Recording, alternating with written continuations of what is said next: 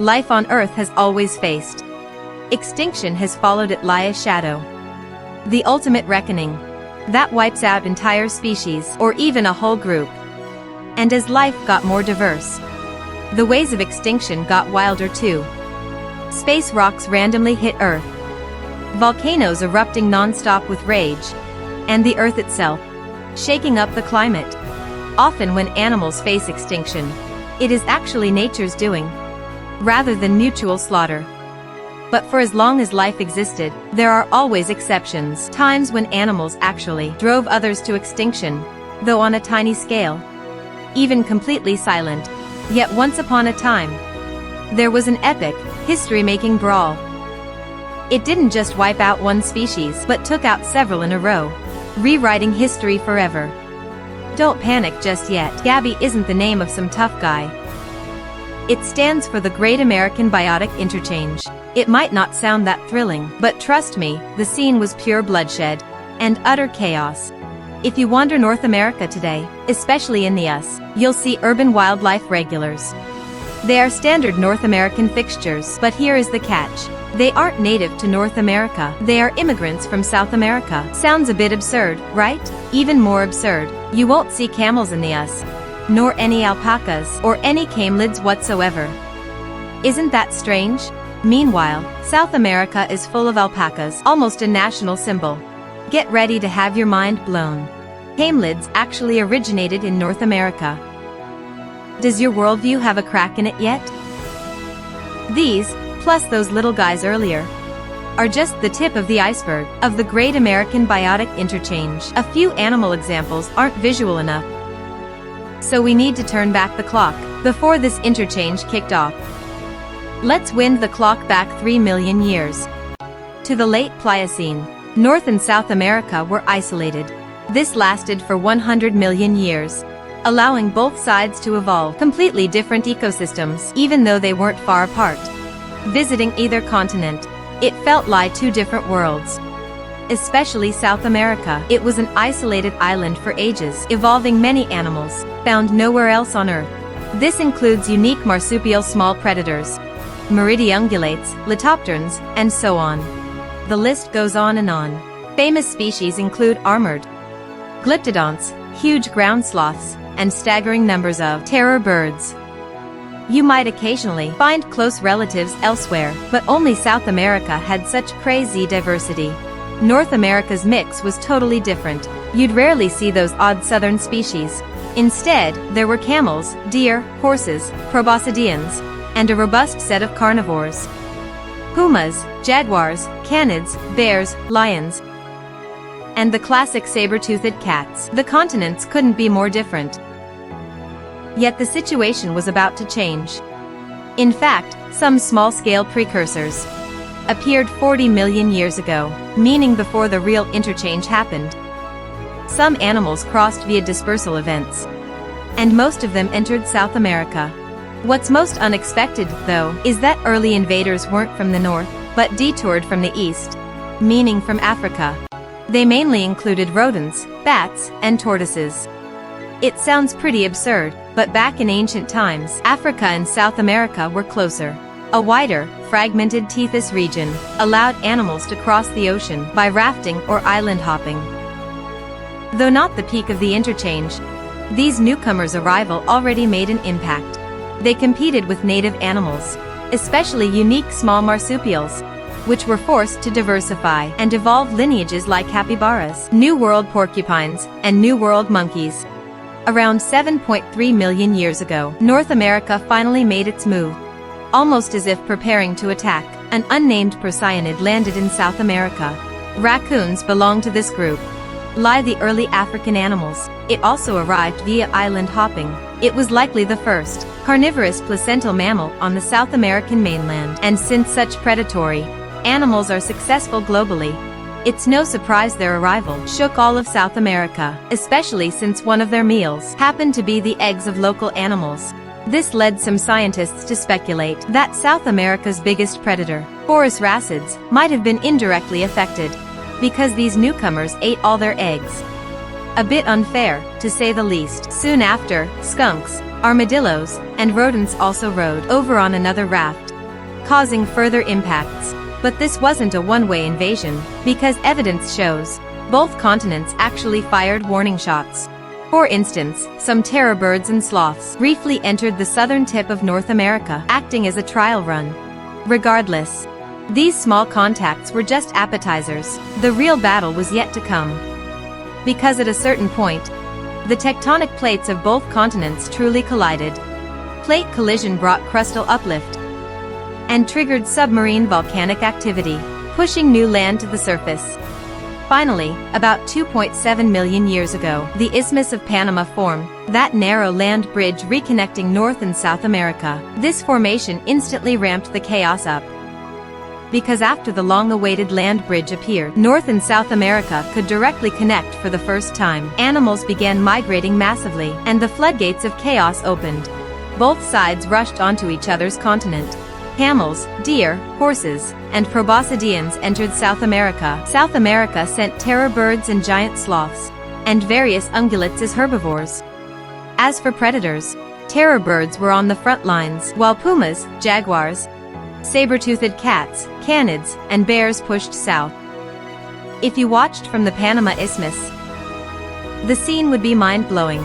On the narrow land bridge, various prehistoric star species met face-to-face for the first time. To them, it probably felt like seeing aliens.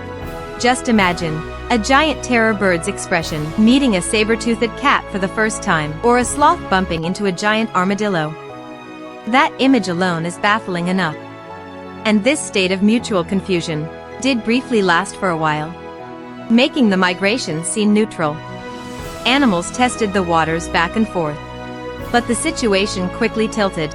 Once South American animals went north, they hit their first big problem. Their ecological niches in the south were already filled in the north, and they couldn't gain a competitive edge in the north. This resulted in many South American species gradually vanishing. Those that barely managed to establish themselves in the north had a hard time diversifying.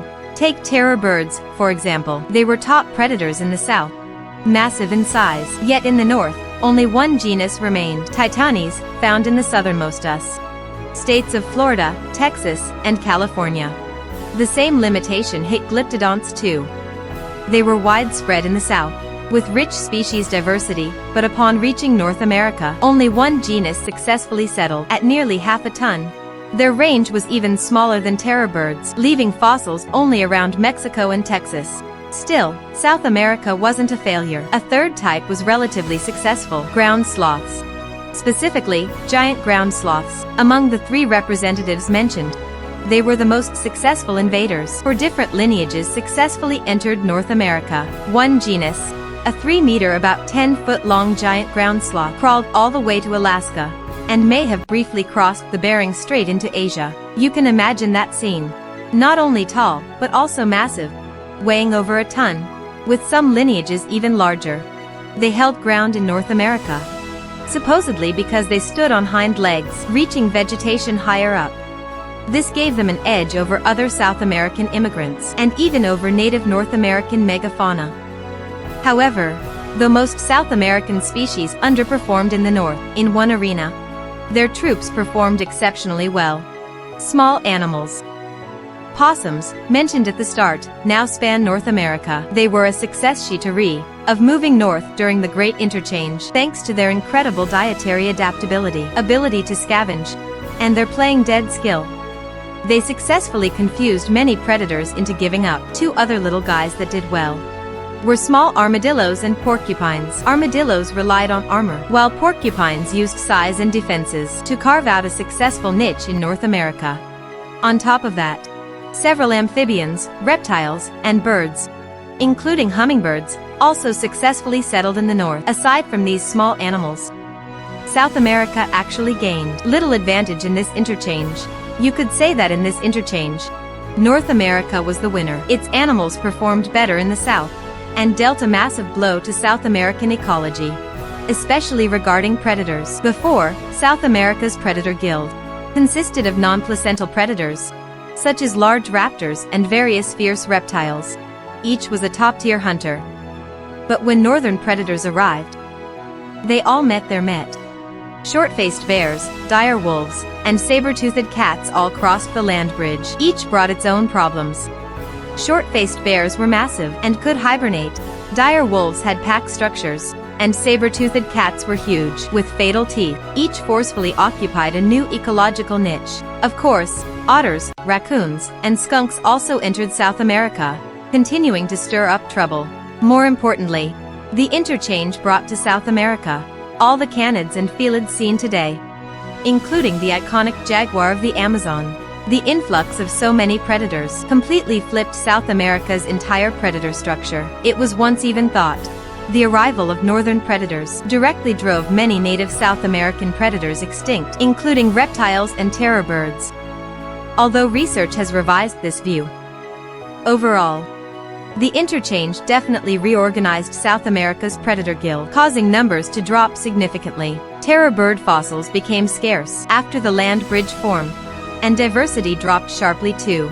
The SOC of northern predators not only altered South America's predatory structure, also affecting its herbivores. The arrival of northern herbivores also reshaped South American ecology. Among all affected groups, native South American ungulates took the hardest hit.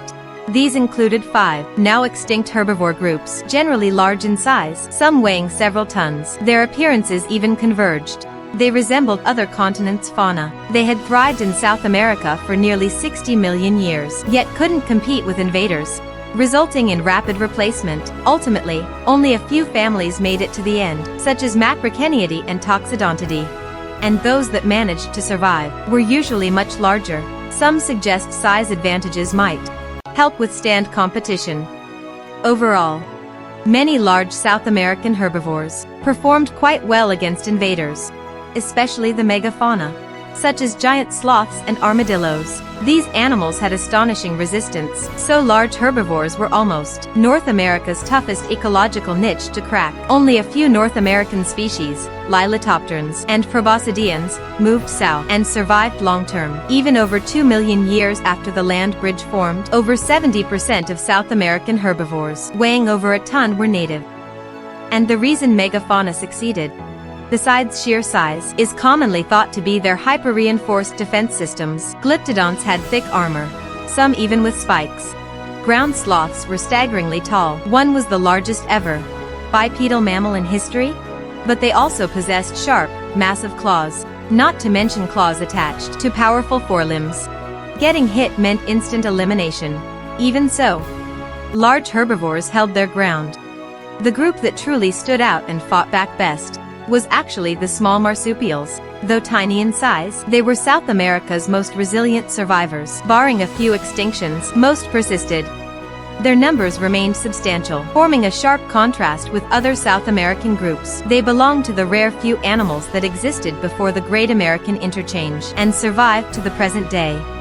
Conversely, true native South American placental mammals have vanished from the continent, excluding domesticated animals. Generally speaking, despite success in South America, North America had the upper hand. Throughout the Great Interchange, North America's native fauna hardly suffered any extinctions, while South America's was rewritten. Some studies even suggest that South America was doomed to fail before the interchange even began, and the reason boils down to one word: geography. Just lie in real wars. Geography played a huge role in this interchange, and gave North America advantages. First is climate. Intuition suggests South America is warmer, and North America is colder, but it is not that simple. There was a climatic asymmetry. If North American animals moved south, they had to first pass through the hot and humid Central American zone before entering South America. Reaching South America meant they could adapt to tropical humidity, otherwise, they would have died midway. But if South American animals headed north, their first stop in North America was Panama, with a climate similar to the southern South America they knew. It seemed good short-term. But once they reached Mexico's trans-Mexican volcanic belt, being splashed with ice water, North American animals were pre-screened. This made it hard for them to push further north into the US. In other words, North American animals were pre-screened before reaching their destination, while South American animals were not. This nicely explains why. Studies point to another factor. Studies also point out another even more impactful geographic factor: isolation. South America was isolated for most of its history, was with harsh, smaller land masses, while North America was connected, lie Antarctica and Australia.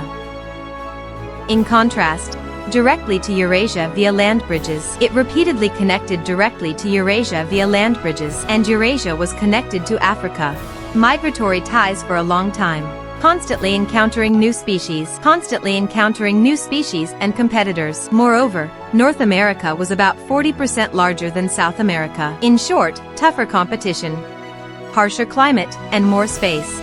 Over the long run, naturally forged a much stronger, and she-tread adapted fauna. Meanwhile, South American animals evolved in an environment with fewer threats and less space, completely unprepared for the slaughterhouse awaiting them.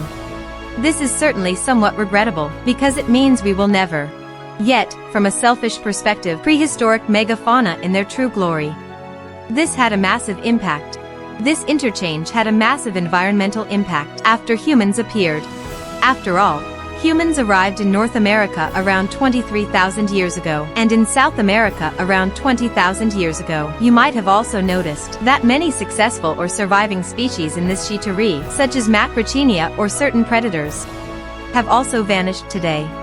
From the late Pleistocene to the Holocene, but a series of later events, namely, the late Pleistocene extinction event, global megafauna entered mass extinction.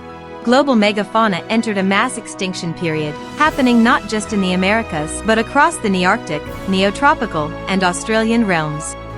Megafauna extinction rates exceeded 50%, and for super-large animals, it was astonishingly high. The causes of these disappearances, but there is no universal consensus.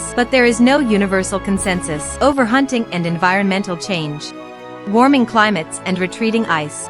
At the same time, warming climates and retreating ice sheets. There are wilder hypotheses, such as diseases or meteorite impacts, such as global diseases, large meteorite impacts, or a weakened magnetic field. These theories lack sufficient evidence. However, these alternative theories currently lack sufficient evidence. Regardless, is that, unlike nature-driven events?